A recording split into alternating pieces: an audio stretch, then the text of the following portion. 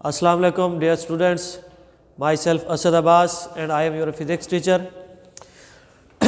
Dear, today our topic is elasticity. देखिए बेटे, इससे पहले हमने जो टॉपिक पढ़े हैं उनके अंदर ये 7वां चैप्टर ये हम मतलब कि आज कंप्लीट करने जा रहे हैं। ठीक है, तो पहले 2-3 लेक्चर हमने उसके कर लिए थे, आज फाइनल लेक्चर है हमारा। पहला इसके अंदर आर्टिकल जो है ये है हमारे पास इलास्टिसिटी। इलास्टिसिटी जो है ये एक शॉर्ट क्वेश्चन है, 2 नंबर का सवाल आता है आपके पास, इसकी डेफिनेशन लिखनी होती है। ये बेसिक ये इलास्टिसिटी होती क्या है आप देख लें। Elasticity of a body to restore its original size and shape as the deforming force ceases to act called elasticity. देखिए बेटे, ये सिंपल अल्फाज में आपको बताता हूँ कि इलास्टिसिटी क्या है। इलास्टिसिटी किसी भी जिस्म की एक ऐसी प्रॉपर्टी होती है, एक ऐसी खासियत होती है जिसमें अगर उसके ऊपर अमल करने वाली डिफॉर्मिंग फोर्स जो है हटा ली जाए, डिफॉर्मिंग फोर्स हटा ली जाए, ठीक है जी, हटाने के बाद वो अपने ओरिजिनल साइज और शक्ल के अंदर दोबारा कन्वर्ट हो जाए, तो इसे कहा जाता है इलास्टिसिटी। कैसे? अब देखिए यहाँ पर एक लफ्ज़ इस्तेमाल हुआ है डिफॉर्मिंग का। डिफॉर्मिंग फोर्स क्या होती है? डिफॉर्मिंग फोर्स को कहा जाता है बिगाड़ की कुव्वत। ठीक है जी, फॉर एग्जांपल आप कागज़ अपने हाथ में लेते हैं, मतलब कि एक बिल्कुल प्लेन कागज़ है, ठीक है, उसे पकड़कर आप इस तरह से उसकी शक्ल बिगाड़ देते हैं, ऊपर ताकत लगाते लगाते उसकी जो शेप होती है समझ नहीं आती कि ये रेक्टेंगल है, ट्राइंगल है, क्या है। ठीक है जी, तो ये उसकी जो नई शक्ल आई है ये उसकी आई है ड्यू टू डिफॉर्मिंग फोर्स। ठीक है जी, ये डिफॉर्म हो गया है। तो अब यहाँ पर यह है कि कहता है कि इलास्टिसिटी जो है किसी भी जिस्म की एक ऐसी खासियत होती है, एक प्रॉपर्टी होती है जिसमें अगर उसके ऊपर से वो वाली फोर्स हटा ली जाए, ठीक है जी, वो वाली फोर्स हटा ली जाए तो वो अपने असल साइज और शेप में वापस लौट जाए, तो इसे कहा जाता है इलास्टिसिटी।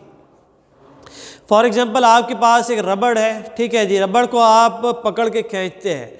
देखिए जी, कोई भी चीज़ है जब आप एक्सपेरिमेंट करते हैं या कोई भी वैसे भी जनरल लाइफ की बात है तो हर एक चीज़ की लिमिट होती है। अगर आप उस लिमिट को क्रॉस करते हैं तो उसके बाद जो है हमेशा आपके पास हादसात होते हैं। तो अब जब एक रबड़ है उसे आप पकड़ के अपनी तरफ खींच रहे हैं तो उसे आपने एक मखसूस लिमिट तक खींचना है। ऐसा नहीं है कि इतना सा अगर रबड़ है आपके पास पकड़ के कहें कि 4 फुट जो है लंबा हो जाए, यूँ नहीं हो सकता। ठीक है, उसे आप नॉर्मल हद तक खींचें। खींचने के बाद आप क्या करेंगे, जैसे छोड़ते हैं वो अपनी असल लेंथ में भी आता है, अपनी असल शक्ल में भी आ जाता है। फॉर एग्जांपल दूसरी यहाँ पर हम एग्जांपल कवर करते हैं कि आपके पास स्प्रिंग है। स्प्रिंग जो है, स्प्रिंग को भी एक मखसूस हद तक अगर आप खींच सकते हैं तो खींचने के बाद जब आप उसे फ्री करते हैं तो वो अपनी असल हालत में पहुंच जाता है। अगर आप क्या करें कि स्प्रिंग को पकड़ के ज़ोर से एंड तक ले जाएं, उसकी जो लिमिट है उसे आप क्रॉस कर जाएं, लिमिट को क्रॉस कर जाएं, तो उस वक्त जब आप ये फोर्स हटाएंगे तो वो अपनी असल हालत में नहीं वापस जाएगा। ठीक है जी, उस वक्त उसकी इलास्टिसिटी आप नहीं कहेंगे। ठीक है, यहाँ पर आपने क्या करना है कि इसकी सिर्फ डेफिनेशन करनी है। नेक्स्ट आ जाए, नेक्स्ट है हमारे पास एक टर्म इस्तेमाल हुई है स्ट्रेस। ठीक है जी, स्ट्रेस अगर देखा जाए तो स्ट्रेस से मुराद होता है आपके पास कि दबाव, वो आपका मेंटली स्ट्रेस भी हो सकता है, वर्किंग स्ट्रेस भी हो सकता है। यहाँ पर हम बात कर रहे हैं फोर्स की। फोर्स से मुराद ये है कि the deforming force act on unit area at the surface of body. किसी भी जिस्म के यूनिट एरिया के ऊपर अगर डिफॉर्मिंग फोर्स एक्ट कर रही है, डिफॉर्मिंग फोर्स एक्ट कर रही है, तो इसी को कहा जाता है स्ट्रेस। ठीक है जी, एग्जांपल ये है कि देखिए हमारे पास ये चौक है, ठीक है, चौक पे हम क्या करते हैं, इस तरह से इसे दबाते हैं। दबाने के बाद हम ये देखते हैं कि ये चौक जो है एक पाउडर के अंदर कन्वर्ट हुआ है। ठीक है जी, तो इसकी यूनिट एरिया पे हमने क्या किया, स्ट्रेस डाला। इसका जो यूनिट है यहाँ से हम डिराइव करते हैं, आपको पता है फोर्स है, फोर्स का यूनिट होता है न्यूटन। एरिया है, एरिया का यूनिट होता है मीटर स्क्वायर। ठीक है जी, आप जब इसको मज़ीद सिंप्लीफाई करते हैं तो ये न्यूटन और ये नीचे से ऊपर गया तो पावर जो है कन्वर्ट हो गई नेगेटिव में, तो -2 आ गया। ये इससे मुराद ये है कि न्यूटन पर मीटर स्क्वायर, ये इसका यूनिट है।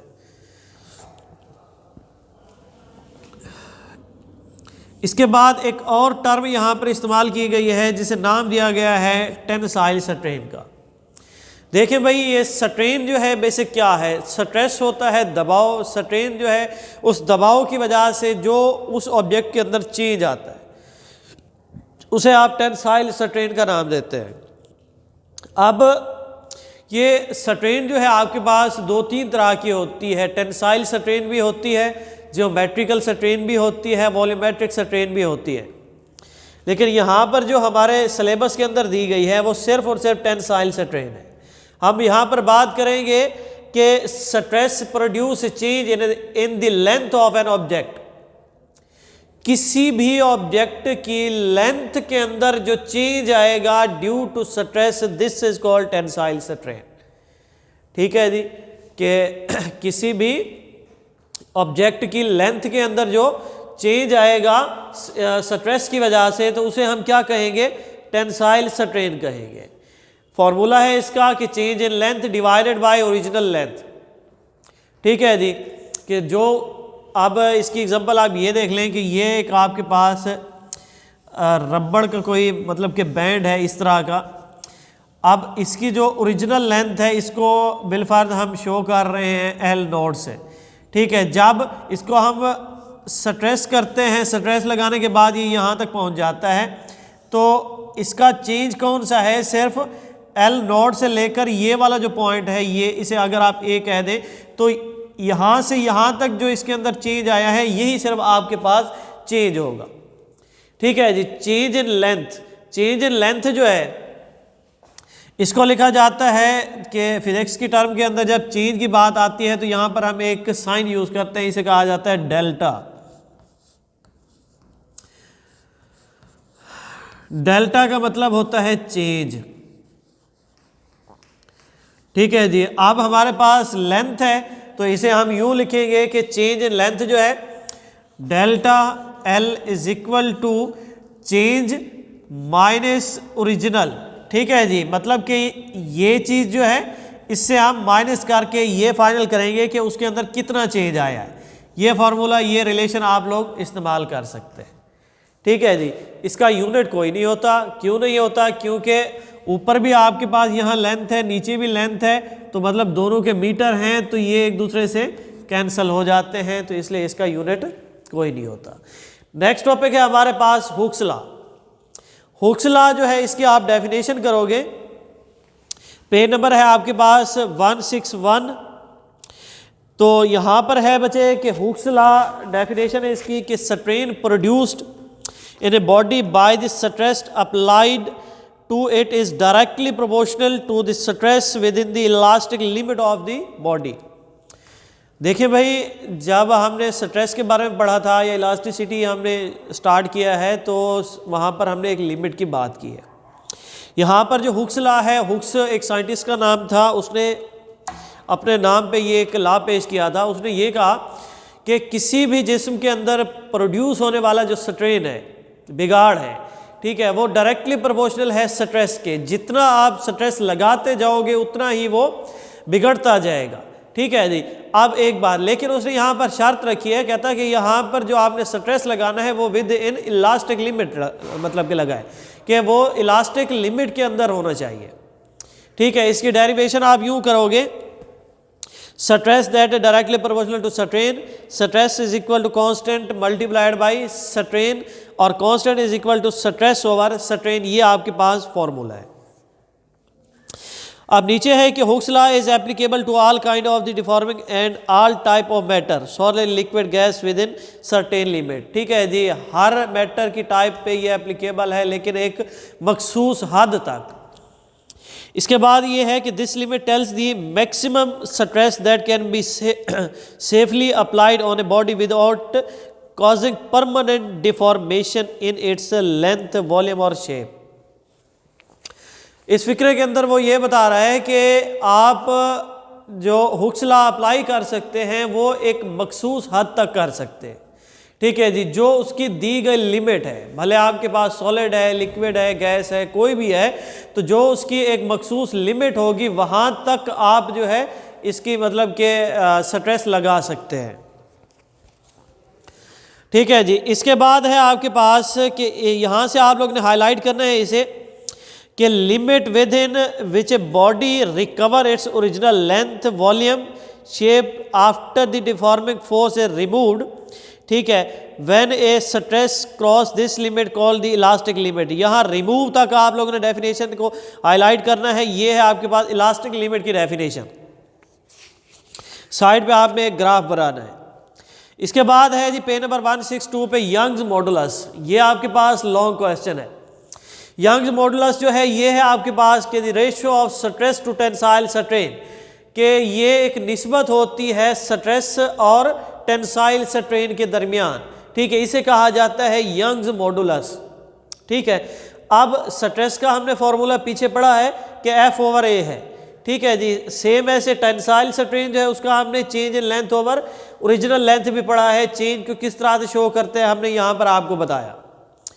अब जो इसका ओरिजिनल फार्मूला है y is equal to stress over tensile strain. ठीक है जी, इसी के अंदर इनकी वैल्यूज पुट कर दे, स्ट्रेस की भी और टेंसाइल स्ट्रेन की भी। टेंसाइल स्ट्रेन की ये लिखी हुई है। अब स्ट्रेस है F/A, टेंसाइल स्ट्रेन है delta L divided by L not, change in length divided by original length. अब हम क्या करते हैं, F/A multiplied by original length को ऊपर लिख दिया और चेंज इन लेंथ को नीचे लिख दिया। वजह यह है कि जब इस तरह का रिलेशन आता है तो पावर्स जो है ना ये अपनी जगह, मतलब कि जो वैल्यूज़ होती हैं अपनी जगह चेंज कर जाती हैं। तो L not divided by delta L आ जाता है। इसको मज़ीद आप सिंप्लीफाई करते हैं तो F को L नॉट से मल्टीप्लाई करते हैं तो F L नॉट हो जाता है। नीचे आपके पास A डेल्टा L। ये आपके पास है फॉर्मूला किसका, यंग्स मॉडुलस का। ठीक है जी। इसके बाद जो है आपके पास इसका यूनिट है न्यूटन पर मीटर स्क्वायर। ठीक है जी। अब इसी चीज़ की एक प्रैक्टिकल एग्जांपल है जो कि आपके पास है 7.7। पेज नंबर आ जाए आप 162 पे। यहाँ पर आप देखें कि steel wire 1 metre long and cross sectional area this stretch through 1 millimetre by a force of this newton find Young's modulus of the wire. ठीक है जी। यहाँ पर आपको कुछ डाटा दिया गया है बच्चे, यही वाला आपने फार्मूला इस्तेमाल करना है। F की वैल्यू लिखो, ओरिजिनल लेंथ की लिखें और इसके बाद एरिया और फिर चेंज इन लेंथ। इनको लिखने के बाद आपके पास आंसर है 2 मल्टीप्लाइड बाई 10⁻11 न्यूटन पर मीटर स्क्वायर। ठीक है जी। तो ये था आज का हमारा टॉपिक जिसके अंदर हमने ये चीज़ डिस्कस की। उम्मीद है कि आपको समझ आ गया होगा। मज़ीद अगर बच्चे नहीं आया तो आप हमसे रब्ता कर सकते हैं जिस तरह से आप लोग करते होते हैं। शुक्रिया।